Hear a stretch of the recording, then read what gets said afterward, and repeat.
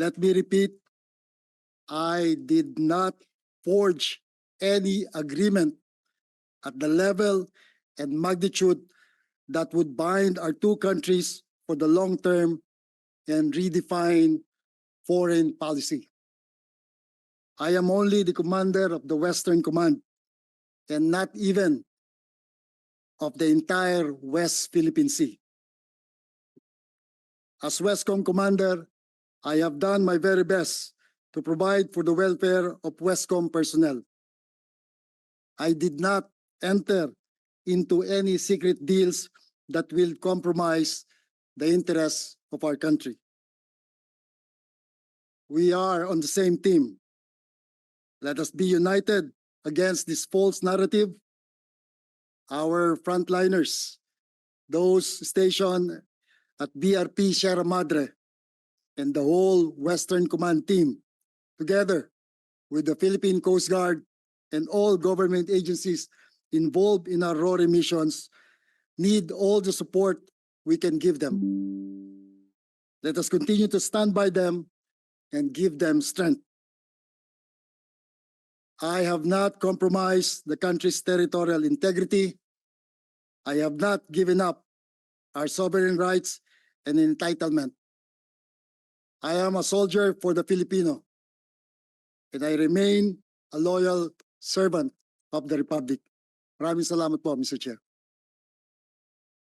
Thank you, Vice Admiral Carlos.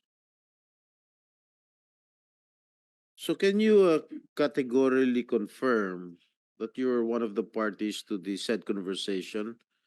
And was there indeed a phone conversation? In early January this year, sir, I received a phone call from the Chinese military attaché, sir. Can you identify him or her? It's the senior Colonel Lee of the Chinese embassy, Mr. Chair. What is his full name?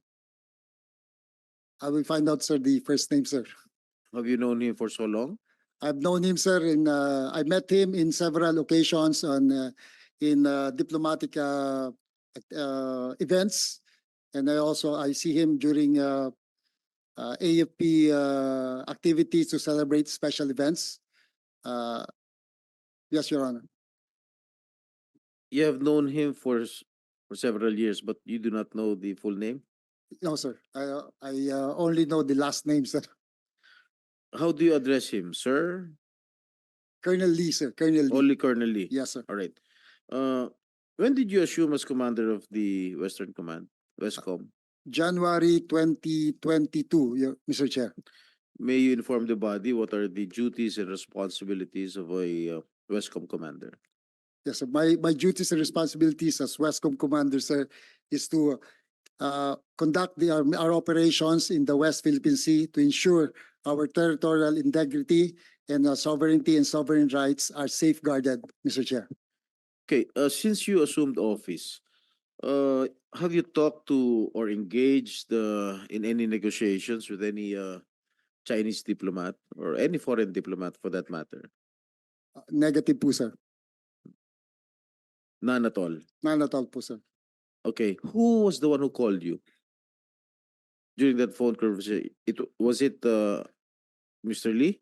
Yes, sir. Yes, Your Honor. I received the phone call, sir. I did not initiate the call. Okay, what did you talk about?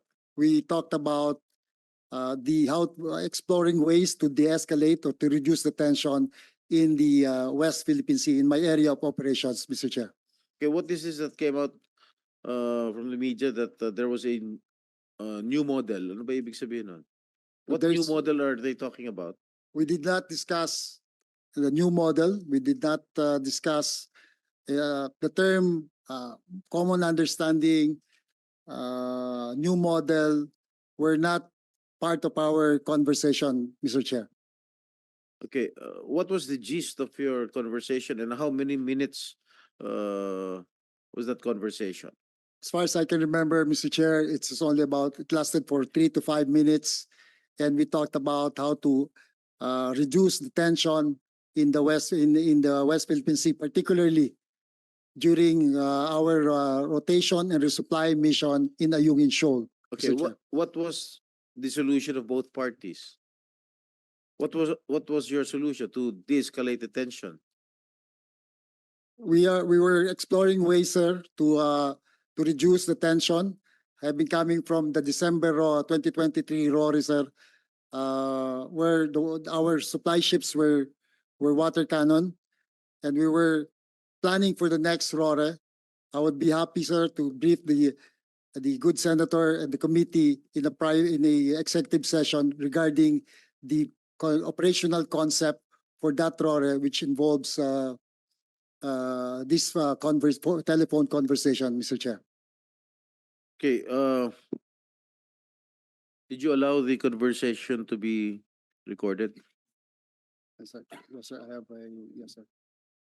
So I have not given my consent to record to anybody, and I have not been asked for permission to do so, Mr. Chair.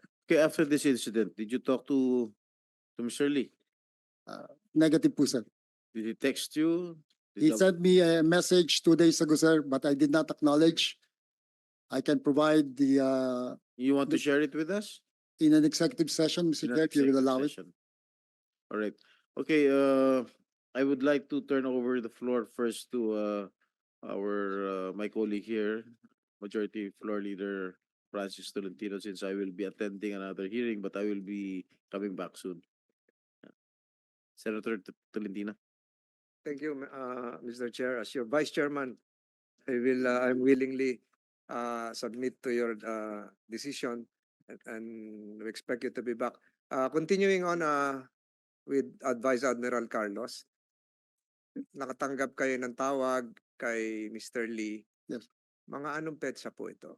It was early January, sir. I was on board the ship in the West Philippine Sea, Mr. Chair.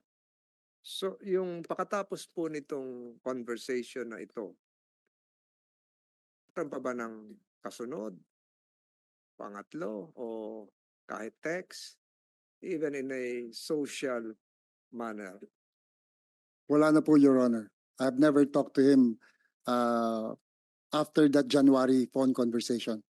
If I may, but in Yes, in yes. this, were you surprised when the military attaché called you? Yes, sir. That is not normal in the conduct of our RORE mission. It's always a unilateral action or unilateral decision on our part to conduct the RORE.